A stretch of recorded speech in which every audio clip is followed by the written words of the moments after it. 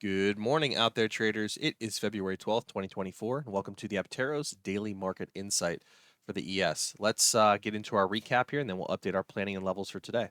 So taking a look at our last DMI, which is on February 9th, we had a pretty straightforward idea for the session. It was a main line in the sand low that was scenario 1 being bullish above it, scenario 2 being bearish below that. And then we had a secondary bullish reference right here we were paying attention to. And in between these two areas, we were not really looking for shorts because of the overall bullish context. Shorts were more opened up underneath in scenario 2, but scenario 1 we were definitely monitoring from this area and this area.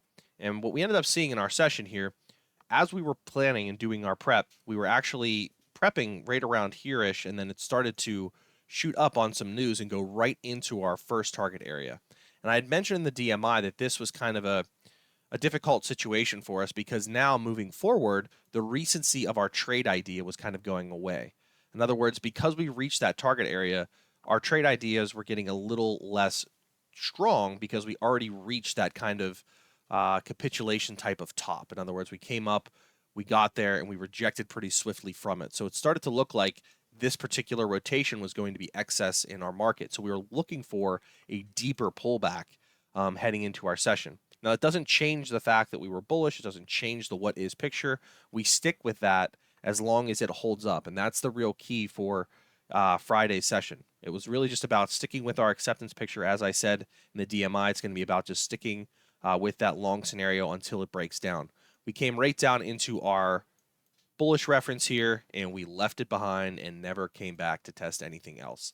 So this was one of those situations where we really only had one available trade to us during the session based on our scenarios, based on our planning, and that particular scenario went all the way back up into our target area and then some. Got a little bit extra out of that. So it was really just one of those sessions that we have a bias, we have a clear area where we express that bias, and we got a really good inflection coming into that zone, and then it just continued to buy up for the rest of the session. So one position, hopefully for most of you, and one hold. If you didn't get it simply because it didn't come down and touch our references or something like that, I mean that happens. It's part of the randomness of the market. It's part of the way this can happen or express itself sometimes.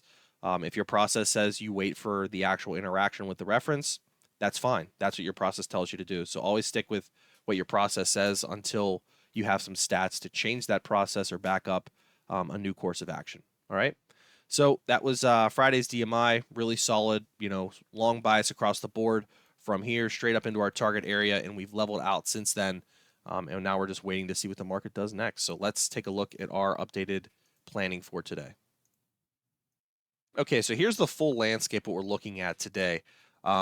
Really, once again, kind of an easy situation where we have one line in the sand with bullish being scenario 1, staying up above it, bearish being scenario 2, getting down below it.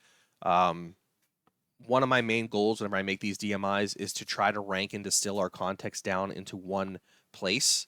One line in the sand is best that I possibly can for the session. And it's been going really well, last week or so with finding those individual lines in the sand that really mean something to the context of the market.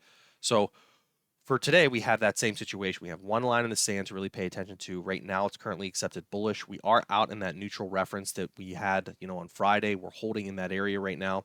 We do have another target area just up above that. And then beyond this target, it's wide open space. There's not much there. So you have to trend follow up above that 50-60 area. But taking a look at how this might play out, we could just shoot up right from here, from this neutral area, tag our destination, and then have to monitor acceptance around this neutral zone from there. In other words, do we accept to the upside and continue, or do we inflect back down and start testing this again, possibly back into here, and then coming all the way back into our line in the sand? I mean, that's possible. That's kind of what we saw on Friday, right?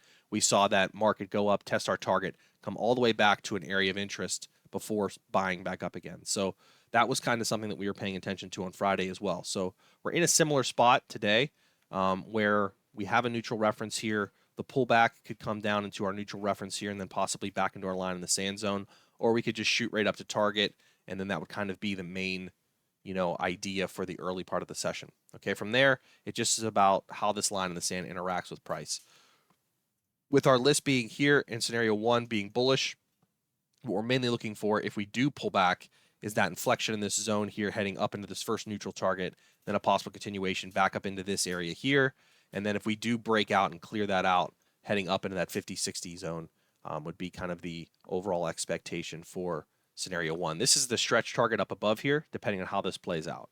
If we just shoot straight up from here, then it's the overall target for the idea. If we do end up pulling back, then it becomes more of like a stretch target based on the rhythm that we're currently seeing, and this neutral reference becomes that main target. So hopefully that's clear enough for you to understand, but essentially that's the breakdown for scenario 1. Taking a look at scenario 2 now. Scenario 2, if we get below that line in the sand, we're going to have to hold below that in some way, shape, or form, looking for that first neutral area there. And then below that, it is a lot of open space down to the overall target or destination. There's old references and things like that we've gone back and forth over, so they're not as good, not as recent, so they're not in the current DMI. So we do have some open space to the downside if we do break down our line in the sand here. And this area here is the overall destination for that idea or for that breakdown. Okay, so that's really it for scenario 2. It's really about monitoring acceptance around this line in the sand whenever it comes to scenario 2. Because if you get below it and you start holding below there, that's kind of what we're looking for in terms of things being short from that line in the sand area or for acceptance on scenario 2. Okay, so that is our full breakdown for the DMI today. Trade well out there, follow your process, and mind your risk.